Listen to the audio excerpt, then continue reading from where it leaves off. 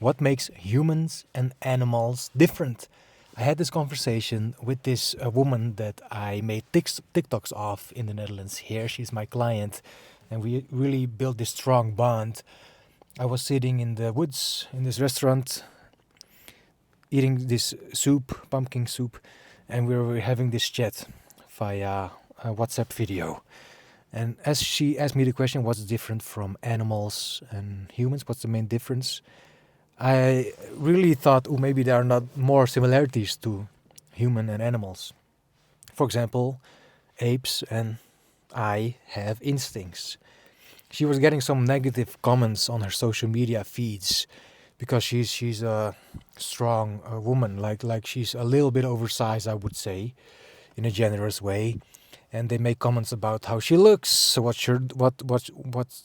she's doing, and that the things she's doing in the video sometimes make sense and sometimes don't make sense. And she was like, "Oh, I really hate this behavior." And I was like, "That's an instinctual reaction you have, just like animals have. They either, for example, fight or flight, and you try to neutralize the comments by reacting to the negative comments about the way she looks, the way she makes the videos, and then saying, calm down." So you're actually start reacting to their negative reactions by choosing to fight, like an animal could, like an ape could. That makes us and animals the same, right? But there is one difference. And she was like, well, what's the difference between a human and an animal? Because at that moment in time, I don't think she believed there's much difference. Do you believe there's difference in an ape or a human being or not? And as she was asking me this question, I was like, I will ask her this. If a human is an animal also a human? You know, this naturalistic way of thinking. I asked her this, and she didn't really give an answer. If humans are an animal species, that animals are also a human species, because I don't believe that is. But okay, so we have the similarity, but then what's the difference between a human and an ape, for example? She asked me this question, and I said, words. Animals can't use any words. She's like, all right, well, words. I mean, I think animals can think in some kind of way. I was like, yes, but stories. She's like, what do you mean? Apes, for example, cannot tell stories about a Julius Caesar ape. Well, there's the Kingdom of the Apes, the movie, of course. But in real life, animals can't tell stories to other animals.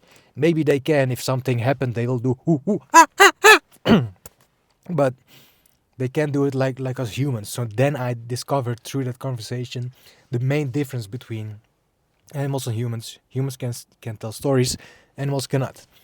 Now listen to this. If you have this naturalistic and atheistic way of thinking, which is fine, because I also have it to answer some questions in my life, but I also have the theistic and mental and spiritual thinking in me. So imagine you say the things that we cannot see with the eye don't exist, then stories don't exist. I'm telling you things now which I cannot scientifically prove. I mean, the words that I'm using to make a sentence and then tell a story and then combine it with a message, there's no way that can be scientifically proven. As I was speaking with this woman that received these hateful comments about the way she looks, whatever, her videos, she looked at the profile pictures of those hateful comments. It was on Instagram. She also gets them on TikTok. And she said, I clicked on one of the profiles, and I know that usually these hateful comments are men above 40, 50 years old that have a profile picture like this man of a motorcycle or a car or a tractor, whatever. And she looked at his profile, and he had like these pictures like put in a very, very autistic way. Like, what the point I'm trying to make is, it's usually the men that think in a naturalistic way, that are like all of cars, that really like cars, that really like just the things that they can see with the eyes and only enjoy the things that they can see in the eyes.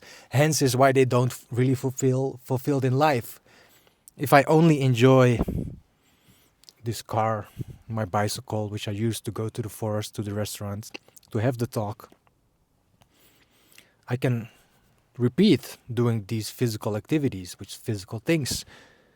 But does it mean that if I cease doing them, that I won't enjoy life?